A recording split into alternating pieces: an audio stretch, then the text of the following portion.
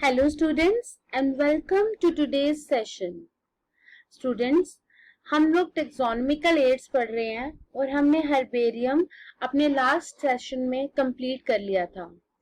आज हम अपने सारे टेक्सोनॉमिकल एड्स खत्म कर लेंगे। जो नेक्स्ट है that is botanical garden. So botanical gardens क्या होते हैं बच्चे? ये सिर्फ ऐसे गार्डन्स नहीं है जहां पे आप फ्लावर्स को ग्रो करवा रहे हैं या कोई पेड़ लगा रहे हैं।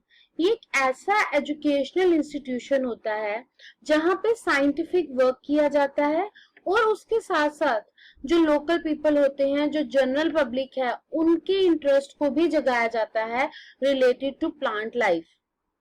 तो इसका एक बहुत बड़ा मोटिव होता है इस बोटेनिकल गार्डन का। ये इस तरह से नहीं होते कि आपने सिर्फ फ्लावर्स ग्रो करवाने हैं। यहाँ पे रेयर प्लांट स्पीशीज ग्रो करवाए जाते हैं, ऐसे स्पीशीज जो बहुत कम मिलते हैं और अगर मिलेंगे भी तो इसकी स्पीशीज कहीं खत्म ना हो जाए, तो इस तरह से उसको हम प्रिजर्व भी करके रख सकते हैं। हर एक प्लांट जो होता है ना बच्चे, उसको लेबल किया जाता है उसके साइंटिफिक नेम के साथ। इसमें बहुत सारे वेराइटीज होती हैं प्लांट्स की, रेदर कल्टीवेटेड प्लांट्स की, जिनको हम ग्रो करवा सकते हैं। आप इस बोटेनिकल गार्डन की ना बच्चे best example when ever you visit Jammu university ना, तो आप देख सकते हैं। आप देखेंगे जम्मू यूनिवर्सिटी में जितने पेड़ लगे हैं, उन सब पेड़ों के ऊपर they have a label with their scientific names. तो वहां पे कोशिश की जाती है एक तरह का बोटेनिकल गार्डन बनाने की। जो बोटेनिकल गार्डन्स होते हैं, वहां जो प्लांट्स होते हैं उनकी मेडिसिनल वैल्यू भी होती है और उसके अलावा उनकी इकोनॉमिक वैल्यू भी होती है। तो ये जो दोनों चीजें हैं वो उनको हेल्प करती हैं। नेक्स्ट, इसमें जो प्लांट्स होते हैं वहां पे बहुत अलग अलग एरिया से प्लांट लाए गए होते हैं। अगेन जैसे मैं जम्मू यूनिवर्सिटी की बात कर रही हूँ, वहां पे सबसे बड़ा कैक्टस गार्डन है बच्चे। अभी तक आपने कैक्टस देखे होंगे बिल्कुल स्मॉल स्मॉल, वहां 5 फीट के कैक्टस भी हैं और वो अलग अलग एरिया से लाए गए हैं और यहाँ पे ग्रो करवाए गए और उनको पूरी कोशिश की जाती है वैसा ही एनवायरनमेंट देने की जैसा एनवायरनमेंट उनका वहां पे था। तो इस तरह से आपको डिफरेंट जियोग्राफिकल रीजन्स के प्लांट्स भी मिलते हैं। ये जो मैं बात कर रही हूँ बोटेनिकल गार्डन्स को गवर्नमेंट, सेमी गवर्नमेंट या प्राइवेट ऑर्गेनाइजेशंस, हर कोई जो है वो कवर कर सकता है। कुछ बोटेनिकल गार्डन्स के मैंने नाम आपको दिए हैं, that is auto botanical garden of Padua, that is in Italy. Royal botanical garden Kew in England, it is the largest botanical garden of the world. तो इस तरह से बोटेनिकल गार्डन्स की बहुत इंपॉर्टेंस है और इसका क्या रोल है? Aesthetic and recreation. बच्चे, ये एक ऐसी वैल्यू है जो हमें प्लांट्स को देख के ऑटोमेटिकली आ जाती है। वी विजिट एनी प्लेस जहाँ पे प्लांट्स रहेंगे, जहाँ पे इस तरह की वो रहती है, वहां पे हम अपने आप ही बहुत अच्छा फील होना स्टार्ट हो जाता है। तो we recreate the things there. Readymade material for botanical gardens, हमें इसमें ऐसी चीजें मिलती हैं जो हम बोटेनिकल गार्डन्स में इजिली जाके ग्रो करवा सकते हैं। They helps in conservation of endangered species, जो भी मैंने बात की। अगर कोई प्लांट की ऐसी स्पीशीज है जो खत्म होने वाली है, तो ये उसको भी प्रिजर्व करके रख सकते हैं। It helps general public in identifying exotic species. Exotic means जो बाहर से species लाई गई हैं, उसको भी ये preserve करके रखते हैं। Supply plants and their products through sale. इस तरह से बच्चे हम इनके जो products होते हैं उनको sale भी करवाते हैं। मतलब वो products जो होते हैं वो बेच के बहुत सारी economy भी gain की जा सकती है। और क्या रोल है बोटेनिकल गार्डन्स का? ये बहुत सारे वर्कर्स को जॉब देते हैं। जब बोटेनिकल गार्डन सेटअप होगा बच्चे, तो गार्डनर्स चाहिए हैं, ड्रिगर्स चाहिए हैं, फिर कोई हार्वेस्टिंग के लिए भी चाहिए है, उसके बाद उसकी जो इरिगेशन है उसके लिए भी, वाटर सप्लाई वाले। तो lot of people are involve in forming a botanical garden. तो बहुत सारे वर्कर्स को जॉब भी मिलती है।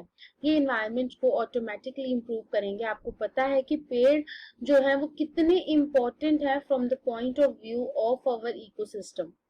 ये प्यूरिफाई करते हैं एयर को, जो आपको पता है साइकिल्स चलते हैं उसके थ्रू। प्लेजेंट ग्रीनरी जो है वो बिग सिटीज में इन गार्डन्स की वजह से आती है।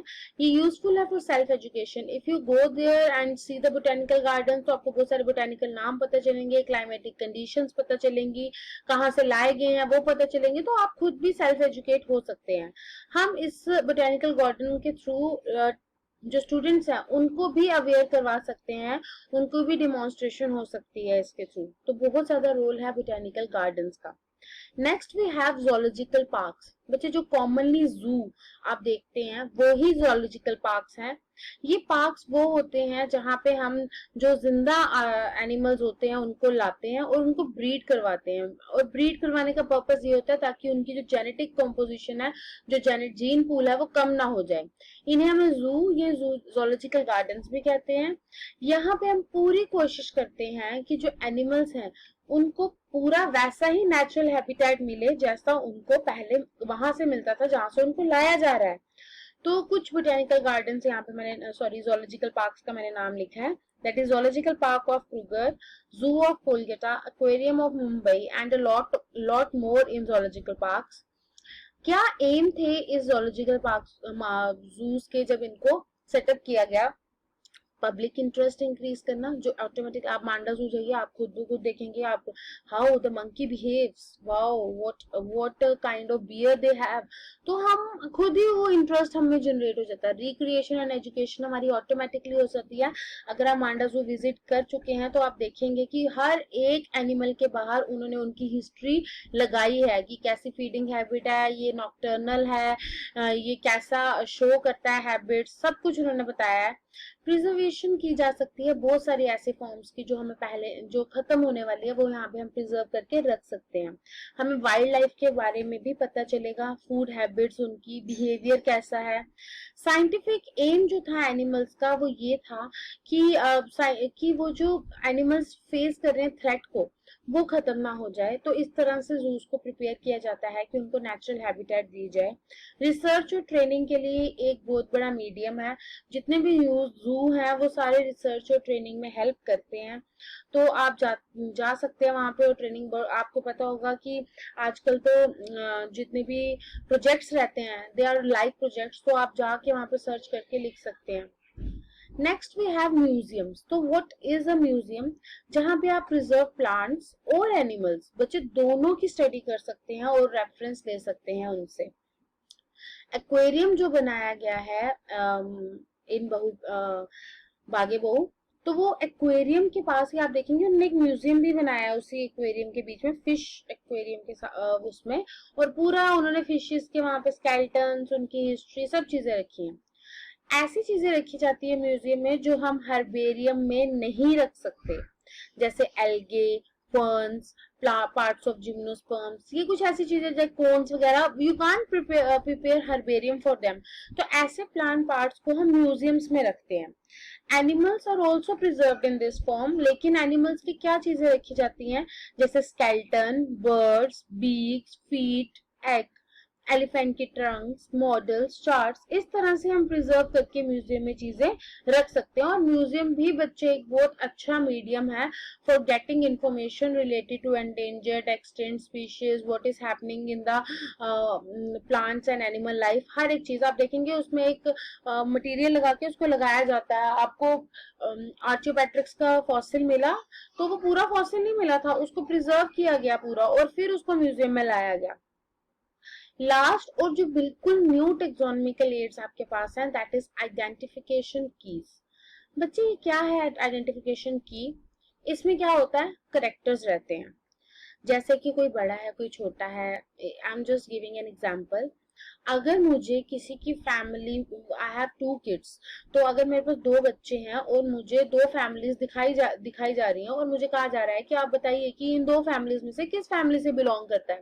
तो पहले फॉर एग्जांपल मैंने हाइट ले ली, तो मैं हाइट में देखूंगी that one child is tall and other is small. तो मैं फिर पेरेंट्स देखूंगी, if the 2 parents are tall तो मैं कहूंगी ये टॉल पेरेंट्स है, तो मे बी जेनेटिकली ये टॉल पेरेंट्स के साथ मैच करेगा, तो ये उसका होगा। और वो दूसरे वाले जो करेक्टर है उसको मैं नल एंड वॉइड काउंट करूंगी। ये एक वो हो गई। सेकंड में उनके हेयर का कलर देख सकती हूँ, थर्ड में उनके हैबिट्स देख सकती हूँ। तो इस तरह से कीज जो होती हैं वो भी टेक्सोनॉमिकल एड्स में कैसे काम आती है, कैसे वो हमें पता लगाने में हेल्प करती हैं कि कौन सी क्लासिफिकेशन में ये फॉल करते हैं। हम यही देखते हैं कि प्लांट्स और एनिमल्स किस कैटेगरी के करेक्टर्स में फॉल करते हैं। सिमिलैरिटीज और डिसिमिलैरिटीज को देख के ये आइडेंटिफिकेशन कीज बनाई जाती हैं। जैसे कि आइडेंटिफिकेशन की फॉर अ लीफ, यहाँ मैंने बनाई है ऑल्टरनेट, पामेट, बायपिनेट एंड क्यूनेट। इस तरह से देखा जाता है, जैसे आपके पास कोई प्लांट आ गया तो आप देखेंगे वो ऑल्टरनेट शो कर रहा है, पामेट, पिनेट या क्यूनेट, तो आप उसको उस फैमिली के उसमें डाल देंगे। मार्जिन, ये मैंने दो ही आपको एग्जांपल्स यहाँ पे बताई हैं, ऐसी ही बहुत सारी एग्जांपल्स आपके पास अवेलेबल है in the form of books, तो आप उसको देख के ये चीज बता सकते हैं कि वो किस फैमिली से बिलोंग करता है और किससे नहीं। That's all for the taxonomic aids. और इसके साथ बच्चे आपका जो फर्स्ट यूनिट है that is completed. Thank you.